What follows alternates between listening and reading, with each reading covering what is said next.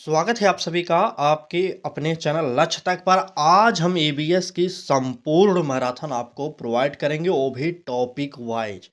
पूरे सिलेबस में जितने भी चैप्टर दिए गए हैं, हर चैप्टर में से 2-3 प्रश्न कराएंगे। आपको बताते हुए चलेंगे कि कौन से चैप्टर से कौन सा प्रश्न लिया गया है। तो हाथ जोड़ के विनम्र निवेदन करेंगे कि इस क्लास को पूरा जरूर देखिएगा।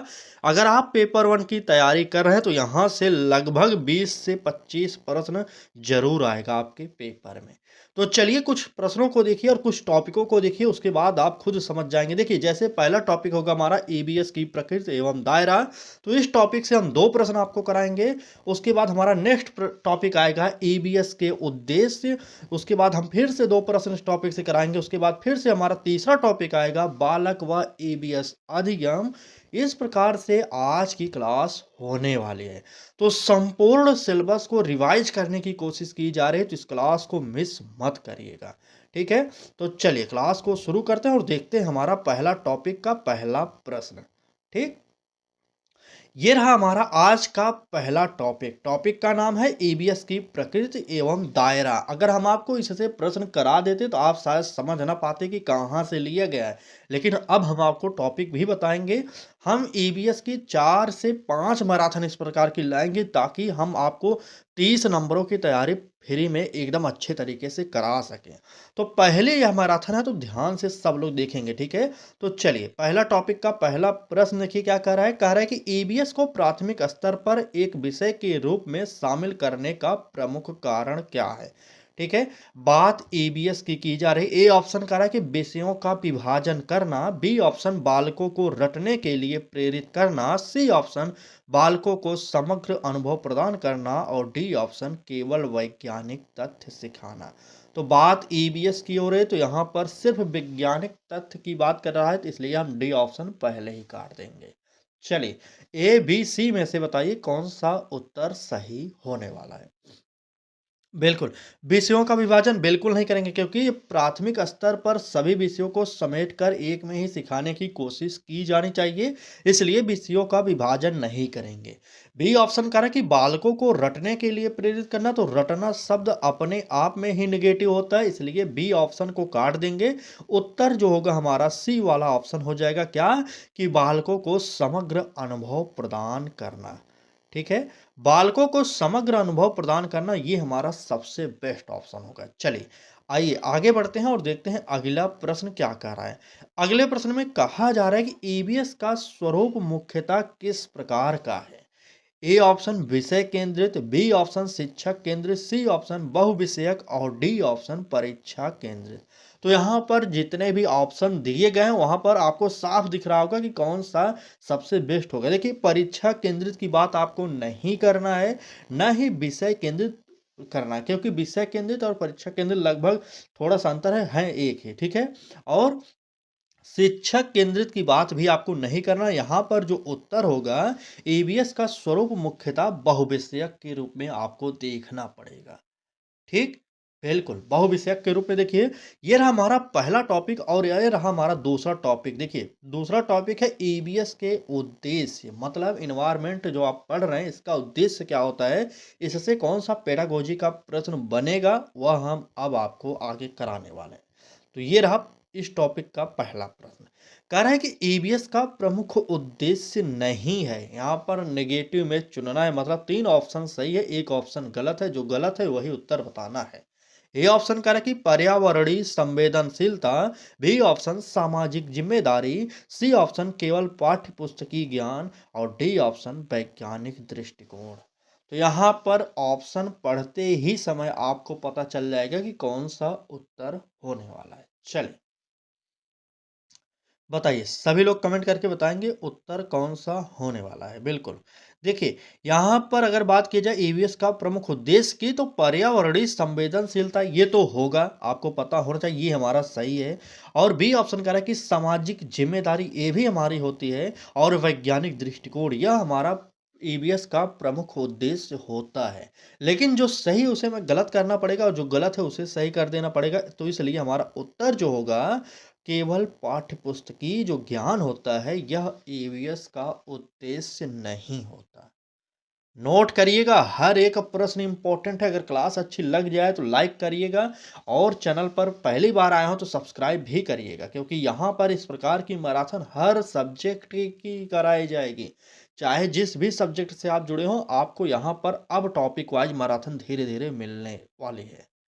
ठीक? चलिए, आइए आगे बढ़ते हैं और देखते हैं अगला प्रश्न क्या कह रहा है। तो अगले प्रश्न में कहा जा रहा है कि ईवीएस बच्चों में किस प्रकार की समझ विकसित करता है। ए ऑप्शन अमूर्त की, बी ऑप्शन यांत्रिक की, सी ऑप्शन जीवनोपयोगी की और डी ऑप्शन केवल सैद्धांतिक की। तो केवल सैद्धांतिक पहले ही काटेंगे, ए बी सी वाला उत्तर बताना है कौन सा सही होगा। चलिए, फटाक से बताइए, बच्चों में किस प्रकार की समझ विकसित करता है, वो भी ईवीएस। तुरंत बताइए, तुरंत। देखिए, अमूर्त जितने भी लोग बता रहे हैं इनका उत्तर गलत होगा। यांत्रिक मतलब बार बार, तो बार बार नहीं होगा। यहाँ पर जीवनोपयोगी जो शब्द दिया गया है ये सबसे बेस्ट ऑप्शन होगा। ठीक है, इस प्रश्न का उत्तर जीवनोपयोगी हो जाएगा।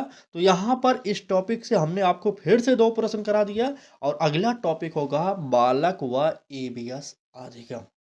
देखिए, हर टॉपिक से दो प्रश्न कराने का यही रीजन है, ताकि आपको पूरा टॉपिक कवर कराया जाए। जितना भी आपके सिलेबस में दिया गया है चैप्टर, हर चैप्टर से कुछ न कुछ प्रश्न आज की मैराथन में प्रोवाइड कर दिया जाए।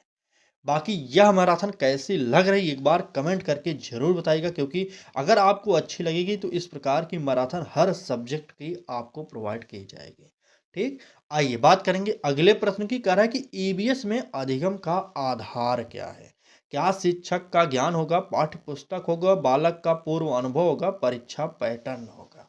चलिए, ठीक है भाई साहब, ये पहली मैराथन है, थोड़ा सा इसलिए प्रश्नों का स्तर कम करके रखा है। ठीक है, हमने आपको पहले ही बताया कि 4-5 मैराथन क्लास सीबीएस की प्रोवाइड करेंगे, जिससे आप जो 30 नंबर की तैयारी कर रहे हैं इसमें कुछ भी संकोच ना होने पाए। तो पहली मैराथन है, थोड़ा सा हो सकता है सरल भी हो, टफ भी हो, दोनों मिक्स है। ऐसा नहीं है कि सब सरल प्रश्न है। देखिए, तो पहले पूरी मैराथन तो देखिए। ठीक, तो यहाँ पर अगर बात की जाए ईबीएस में अधिगम का आधार क्या होता है, तो शिक्षक का ज्ञान कोई आधार नहीं होगा, पाठ्य पुस्तक कोई आधार नहीं होगा, परीक्षा पैटर्न कोई आधार नहीं होगा। सबसे बेस्ट होगा बालक का पूर्व अनुभव। आपको प्रश्न कैसा भी मिले, वहां पर सबसे पहले आपको बालक का भला सोचना पड़ेगा। अगर जिस ऑप्शन में बालक की भलाई के बारे में बात की जा रही वही ऑप्शन हमारा सबसे बेस्ट होता है। ठीक, क्योंकि बालक ही सर्वोपरि मानता है सीटेट। तो यहाँ पर इस प्रश्न का उत्तर जो होगा सी वाला ऑप्शन सही हो जाएगा। ठीक, बिल्कुल। आइए आगे बढ़ते हैं और देखते हैं अगला प्रश्न। कहा जा रहा है कि बालक ईबीएस सबसे बेहतर तब सीखता है जब वह चुपचाप सुनता है, वह सक्रिय रूप से भाग लेता है, वह लिखता है, वह रटता है। रटने की बात नहीं किया जाएगा। सुनने की बात अगर किया जाए तो चुपचाप बालक नहीं सुनना चाहिए। अगर बालक चुपचाप सुन रहा है तो इसका मतलब बालक सक्रिय नहीं है, क्योंकि बालक सक्रिय रहेगा तो बालक चुपचाप नहीं सुनेगा, कुछ ना कुछ प्रश्न पूछेगा सुनते समय। इसलिए ए और डी ऑप्शन को काट देंगे। बी और सी में से आपको चुनना है कौन सा उत्तर होगा। चलिए, बालक ईवीएस सबसे बेहतर तब सीखता है जब वह लिखता है। जितने भी लोग सी ऑप्शन बता रहे हैं इनका उत्तर गलत होगा। यहां पर उत्तर जो होगा वह होगा सक्रिय रूप से भाग लेता है। यानी कि इस प्रश्न का उत्तर जितने भी लोगों ने बी ऑप्शन बताया उन्हीं का सही होगा, बाकी सभी का गलत है। ध्यान से समझते हुए चलेगा, तभी समझ में आएगा। ठीक है, चलिए आगे आइए और अगला चैप्टर देखिए क्या कह रहा है कि ईबीएस शिक्षण विधियां। आपको हर सब्जेक्ट में कुछ शिक्षण विधियों के बारे में पता होना चाहिए। तो आइए ईबीएस शिक्षण विधियों से बनने वाले कुछ महत्वपूर्ण प्रश्नों को देखते हैं। कहा जा रहा है कि ईबीएस के लिए सबसे उपयुक्त शिक्षण विधि है कौन सी होगी। व्याख्यान विधि, प्रयोगात्मक विधि, गतिविधि आधारित विधि या प्रश्नोत्तर विधि। चलिए, व्याख्यान विधि बिल्कुल नहीं होगा, काटिए तुरंत। प्रयोगात्मक विधि हो सकता है, प्रश्नोत्तर विधि नहीं होगा। चलिए, बी और सी में से उत्तर बताना है कौन सा सही होगा। चलिए, पर्यावरण की बात किया जा रहा है तो पर्यावरण में सबसे अच्छी जो शिक्षण विधि होगी वह होगी भ्रमण की। ठीक है, छात्रों को भ्रमण पर ले जाकर सिखाया जाए या तो कोई गतिविधि कराई जाए, तो इस प्रकार के ऑप्शन को ही आपको सही करना पड़ेगा। यहाँ पर गतिविधि आधारित एक ऑप्शन दिया गया, यही हमारा सी वाला ऑप्शन सही हो जाएगा। ठीक, चलिए आगे बढ़िए। अभी भी अगर आप हमारे साथ नहीं जुड़ रहे हैं सुबह 10 बजे तो जुड़ जाइए। सुबह 10 बजे, शाम को 5 बजे।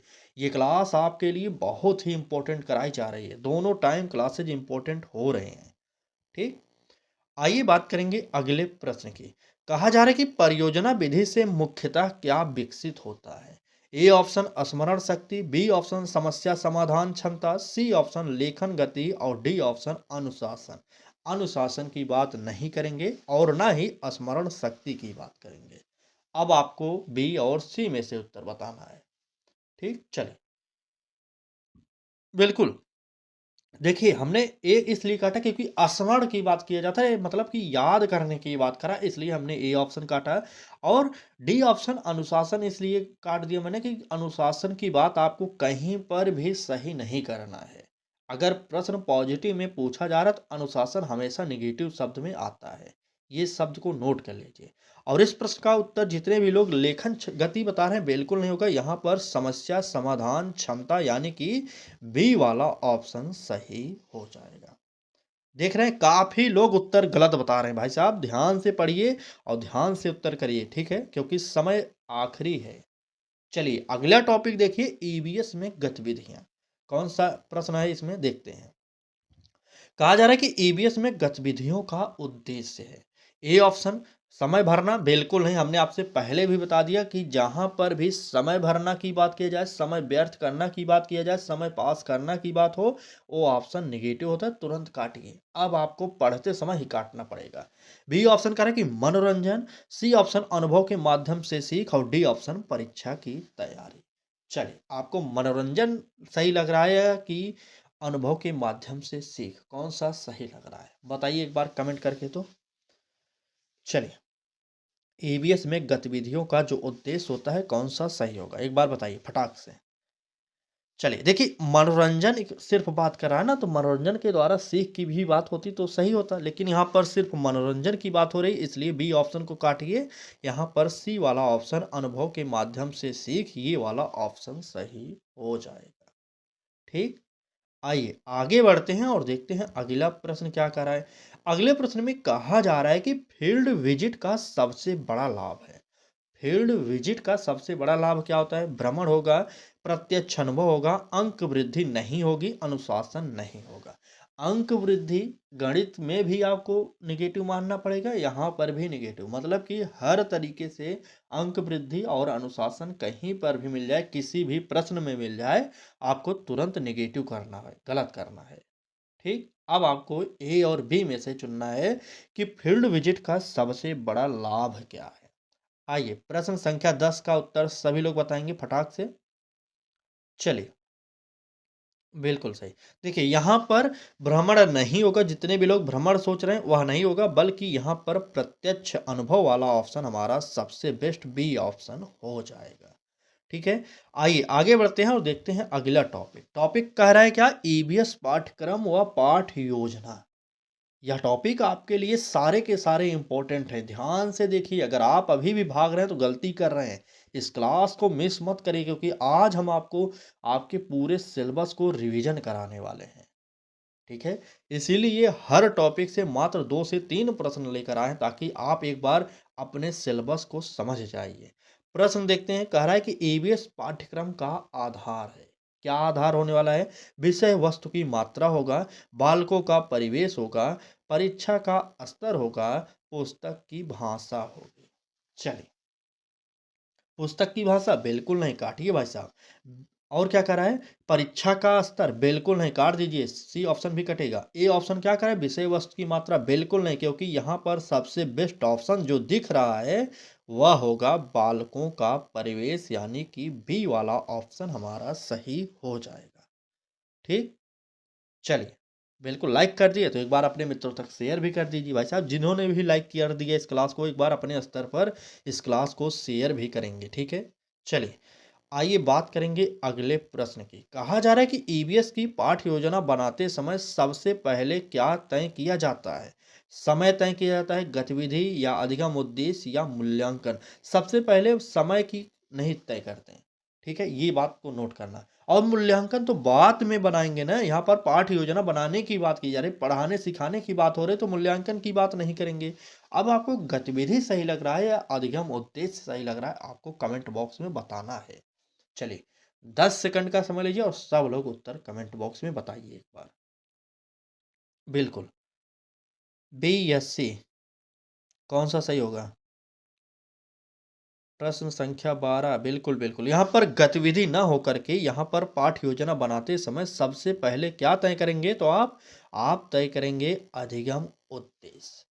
अधिगम उद्देश्य सबसे बेस्ट ऑप्शन होगा, इसलिए इस प्रश्न को यही सही मानेंगे। चलिए आइए आगे बढ़ते हैं और देखते हैं हमारा अगला टॉपिक क्या कह रहा है। अगले टॉपिक की बात होगा, यह टॉपिक नंबर 7 है। अभी तक हमने 6 टॉपिक आपको प्रोवाइड कर दिया। 7वां टॉपिक है ईवीएस में शिक्षण सहायक। आपको बताना है कि क्या इसी प्रकार से क्लास चाहिए आपको या हर टॉपिक से और प्रश्नों की संख्या बढ़ाई जाए। अगर प्रश्नों की संख्या बढ़ेगी तो क्लास बहुत लंबी हो जाएगी। इतना जब समझते रहिएगा। अगर हर टॉपिक से 5 प्रश्न कराएँगे, तो मान लीजिए कि 15 टॉपिक भी कराएँगे तो आप समझिए 75 प्रश्न हो जाएँगे। 75 प्रश्न करने में कितनों कम से कम समय लगेगा, 1 से डेढ़ घंटा लग जाएगा। तो थोड़ा-थोड़ा पढ़िए, हम आपको इसीलिए 4-5 मैराथन क्लास प्रोवाइड करेंगे। ठीक? चलिए ईवीएस में शिक्षण सहायक की बात किया जाए, शिक्षण सहायक सामग्री की बात करते हैं। ठीक है? क्या होता है? ये प्रश्न में देखिए कह रहा है कि स्थानीय संसाधनों का उपयोग ईवीएस में इसलिए किया जाता है क्योंकि ए ऑप्शन वे सस्ते होते हैं, बी ऑप्शन वे उपलब्ध होते हैं, सी ऑप्शन वे अनुभव से जोड़ते हैं और डी ऑप्शन वे सुंदर होते हैं। वे सुंदर होंगे इसलिए नहीं होंगे सही। ठीक है? चलें। बात स्थानीय संसाधनों का उपयोग ईवीएस में इसलिए किया जाता है कि वे सस्ते होते हैं, बिल्कुल नहीं, ये भी काटिए। वे उपलब्ध होते हैं, बिल्कुल नहीं, बल्कि स्थानीय जो संसाधनों का उपयोग ईवीएस में किया जाता है। ईवीएस की बात ही छोड़िए, सभी सब्जेक्टों में आपको स्थानीय चीज़ों से रिलेटेड ही बातें करनी पड़ेगी। ठीक है? यहाँ पर तो ईवीएस की बात हो रही है। देखिए, क्यों किया जाता है? क्योंकि बालक के अनुभव से वो चीज़ें जुड़ी होती हैं। बालक ने उसको देखा होगा, उसको समझा होगा, उसको जाना होगा, तो अगर आप उससे रिलेटेड बातों को बताएँगे या सिखाएँगे कुछ कार्य, तो बालक आसानी से सीखता है। ठीक है? इसलिए जो संसाधन उपयोग करेंगे, वह उनके अनुभव से वो जुड़ते हैं। बिल्कुल, यहाँ पर तीसरा वाला ऑप्शन सही हो जाएगा। चलिए, आगे आइए, अगला प्रश्न देखिए। इस प्रश्न में तो उत्तर सभी लोग दे सकते हैं, बताइए। प्रश्न कह रहा है कि चित्र चार्ट मॉडल का प्रयोग किस लिए किया जाता है? ईवीएस की क्लास में ये सब तो प्रमुख होंगे, प्रयोग करना ही पड़ेगा, ठीक है? कक्षा सजाने के लिए बिल्कुल नहीं, कभी भी किसी भी वस्तु का प्रयोग आप कक्षा सजाने के लिए नहीं करेंगे, बल्कि बालकों को अच्छे तरीके से सिखाने के लिए करेंगे। ये जानते रहिएगा, ठीक है? बी ऑप्शन कह रहा है कि विषय को रोचक बनाने के लिए, ये हमारा सही हो सकता है। सी ऑप्शन कह रहा है कि अमूर्त को मूर्त बनाने के लिए, ये भी सही हो सकता है। और डी ऑप्शन समय बचाने के लिए, इस समय बचाने वाला ऑप्शन हमारा गलत होगा। चलिए, फटाक से उत्तर बताना है कौन सा सही होगा। चित्र चार्ट मॉडल का प्रयोग किस लिए किया जाता है, बताइए। देखिए कि जितने लोग विषय को रोचक बनाने की बात करें भाई साहब, देखिए यहाँ पर रोचक बनाने की बात नहीं को, चित्र चार्ट देखिए मॉडल या चार्ट से रोचक बनाया जा सकता है, लेकिन यहाँ पर आपको अमूर्त को मूर्त बनाने के लिए ये भी तो सही हो सकता है। चलिए, ठीक ठीक, बिल्कुल सही है भाई साहब, दोनों ऑप्शन सही लग रहा है, लेकिन हम हमारे हिसाब से सबसे बेस्ट जो हमने खोजा था जहाँ पर प्रश्न आपके लिए एनसीईआरटी में, वहाँ पर ये ऑप्शन सी वाला सही था, अमूर्त को मूर्त बनाने के लिए। ठीक है? बिल्कुल, आपके हिसाब से और हमारे हिसाब से भी बी ऑप्शन सही होना चाहिए, लेकिन हमने आपसे पहले भी बताया था कि सीटेट के चारों ऑप्शन सही भी हो सकते हैं, लेकिन आपको प्रश्न के अकॉर्डिंग सबसे बेस्ट ऑप्शन चुनना पड़ेगा। ठीक? ठीक है भाई साहब, दोनों सही हो सकता है, दोनों सही हो सकता है, लेकिन यहाँ पर हम जो मानेंगे ना, यहाँ पर प्रश्न के अकॉर्डिंग देखा जाए तो सबसे बेस्ट ऑप्शन जो होगा, अमूर्त को मूर्त बनाने के लिए ही सही होगा। इसलिए इस प्रश्न का उत्तर आप लोग सी ऑप्शन को नोट करिए, अगर सी ऑप्शन नहीं होता तब हम आपको बी ऑप्शन सही करते, लेकिन यहाँ पर बी ऑप्शन हमें काटना पड़ेगा, क्योंकि ईवीएस के अंतर्गत पूछा जा रहा है। तो ईवीएस के अंतर्गत जो चित्र मॉडल और चार्टों का प्रयोग किया जाता है, वह अमूर्त को मूर्त बनाने के लिए किया जाता है। ठीक है, ये आपको पता होना चाहिए। चलिए, बात करेंगे अगले प्रश्न की। बिल्कुल सी ऑप्शन सही है। अगला टॉपिक होगा हमारा ईबीएस में मूल्यांकन। नोट करिए, हर टॉपिक आपके लिए इंपॉर्टेंट है। प्रश्न में कहा जा रहा है कि ईबीएस में मूल्यांकन का उद्देश्य है। कौन सा उद्देश्य होगा? वर्गीकरण होगा, दंड देना होगा, अधिगम में सुधार होगा या असफल घोषित करना। आप बालक को फेल पास नहीं कर सकते, इसलिए डी ऑप्शन पहले ही काटिए। और आप बालकों को दंड नहीं दे सकते, ये भी कट जाएगा। अब आपको ए और सी में से चुनना है कौन सा सही होगा। चलिए, सभी लोग कमेंट करेंगे ए और सी में से उत्तर कौन सा होने वाला है। बिल्कुल, वर्गीकरण नहीं होगा, बल्कि ईबीएस में मूल्यांकन का जो उद्देश्य होता है वह अधिगम में सुधार, यानी कि सी वाला ऑप्शन सही हो जाएगा। ठीक, बिल्कुल सी वाला ऑप्शन सही होगा। आइए आगे बढ़ते हैं और देखते हैं अगला प्रश्न कह रहा है कि ईबीएस में सबसे उपयुक्त मूल्यांकन है कौन सा होगा? समापन मूल्यांकन होगा, केवल लिखित परीक्षा होगा, सतत एवं व्यापक मूल्यांकन होगा या मौखिक परीक्षा?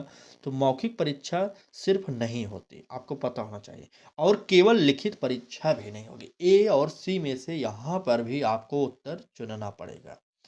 चलिए, बिल्कुल, देखिए क्या बोल रहे हैं, समापन मूल्यांकन भाई साहब ईबीएस के अंतर्गत हो या किसी भी सब्जेक्ट के अंदर हो, सबसे बेस्ट जो मूल्यांकन होता है वह व्यापक और सतत मूल्यांकन होता है। यहाँ पर कभी कभी व्यापक के स्थान पर समग्र मूल्यांकन लिख देता है। ठीक है, समग्र, चलिए एक मिनट, समग्र, ठीक है, समग्र मूल्यांकन भी कभी कभी लिख देता है। अगर आपको सतत एवं व्यापक मूल्यांकन मिल जाए वो वाला ऑप्शन सही होता है, नहीं तो सतत एवं समग्र मूल्यांकन लिख दिया जाए तब भी सही होगा। इसलिए इस प्रश्न का उत्तर आप लोग सी ऑप्शन को सही करिए। आइए अगला टॉपिक देखते हैं, ईबीएस और बाल केंद्रित दृष्टिकोण।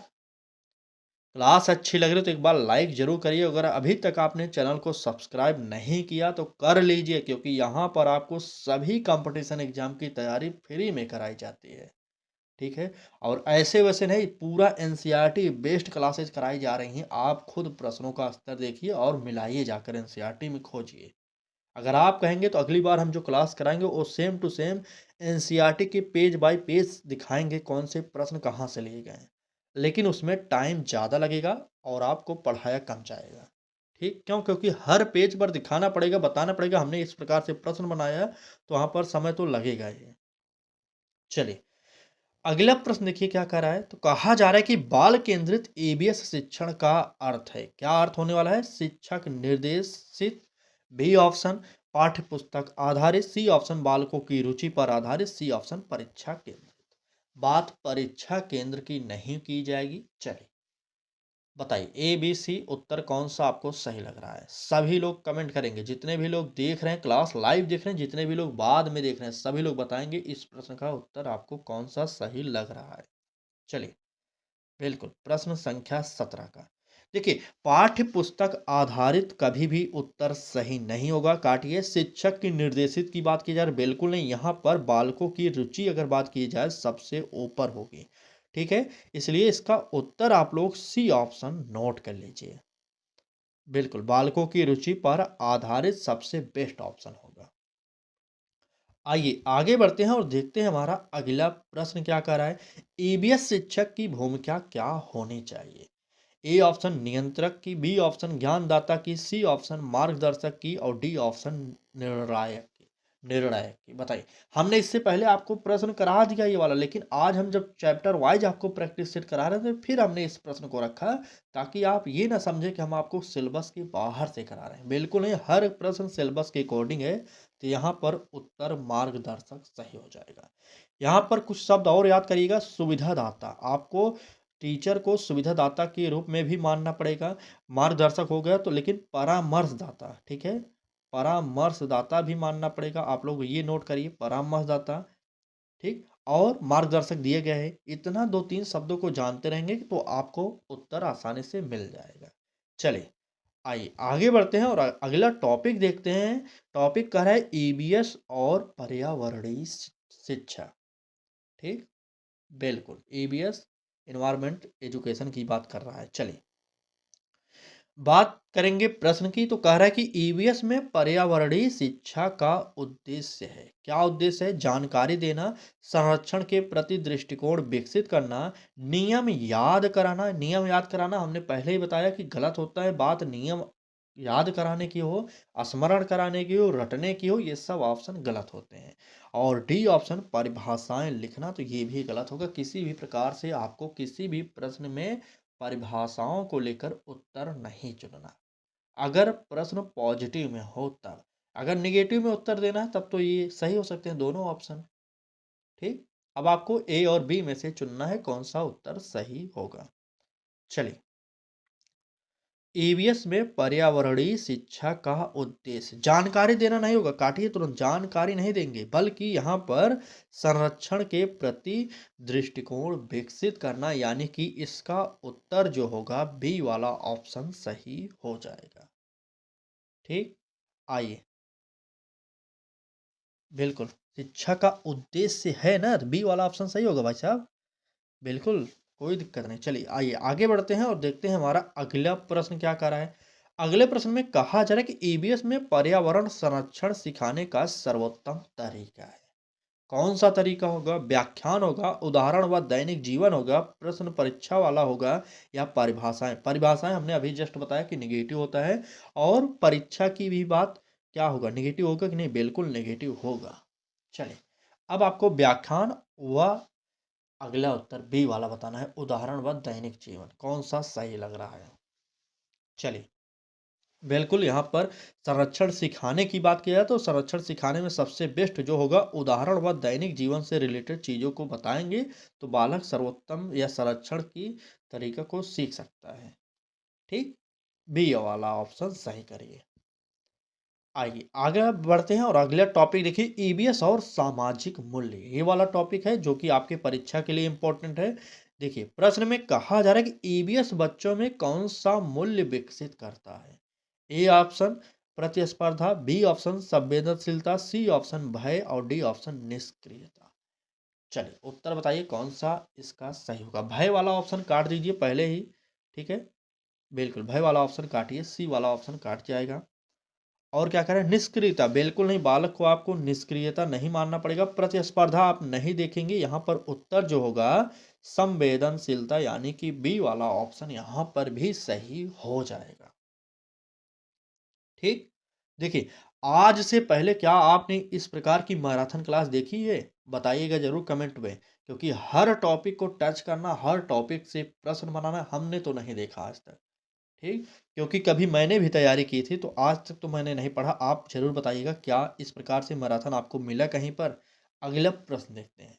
कह रहा है कि सह अधिगम गतिविधियां किसके लिए उपयोगी है।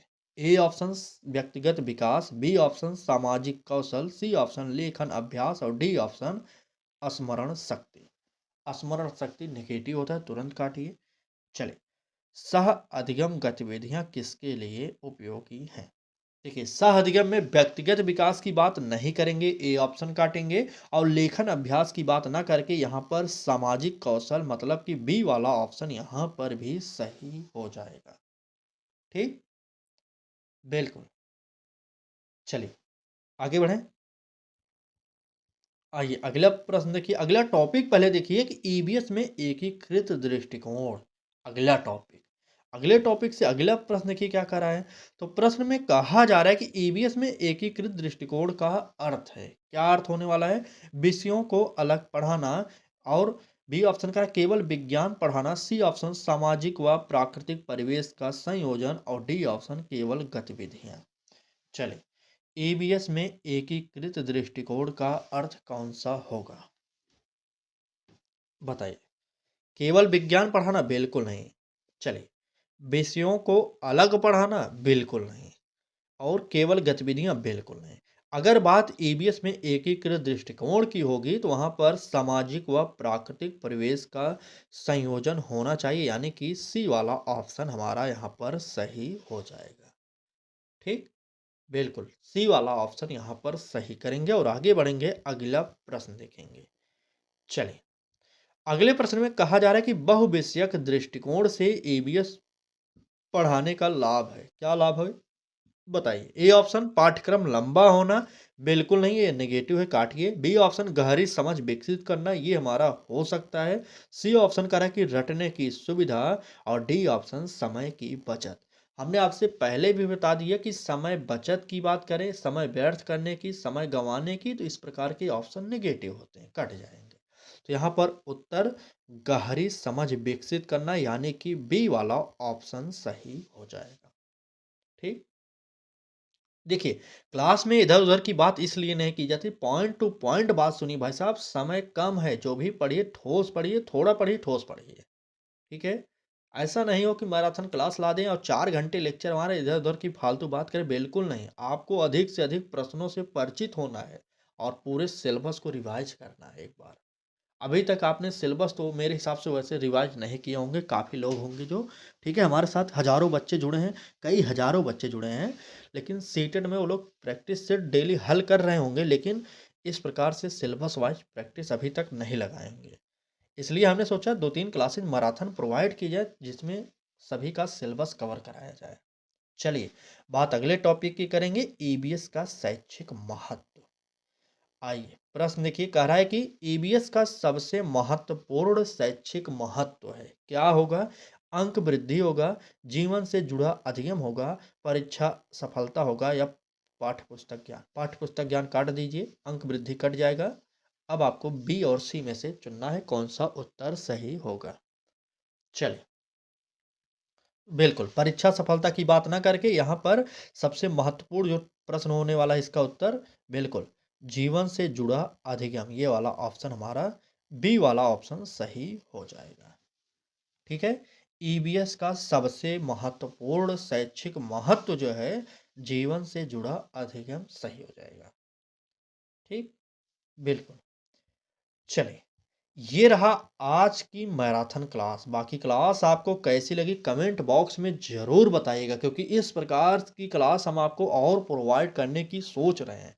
क्योंकि हमारा सिद्धांत है कि आपने प्रैक्टिस सेट तो बहुत लगा लिए, अब आप मैराथन देखिए बीच-बीच में, और साथ में अपने पूरे सिलेबस को रिवाइज़ भी करिए। ठीक है? तो ये मैराथन क्लासें डेली नहीं होंगी अभी। अभी आपके पास समय है, बीच-बीच में बीच प्रोवाइड की जाएँगी मैराथन क्लासें, ताकि आप अलग से प्रश्नों को जानते रहें। ऐसा नहीं कि सिर्फ़ टॉपिक वाइज़ ही मैराथन देखना है, आपको सभी क्लासेस देखना है। सुबह 10 बजे क्लास हो रही है, उसको भी देखना है, शाम को 5 बजे हो रही क्लास, उसको भी देखना है।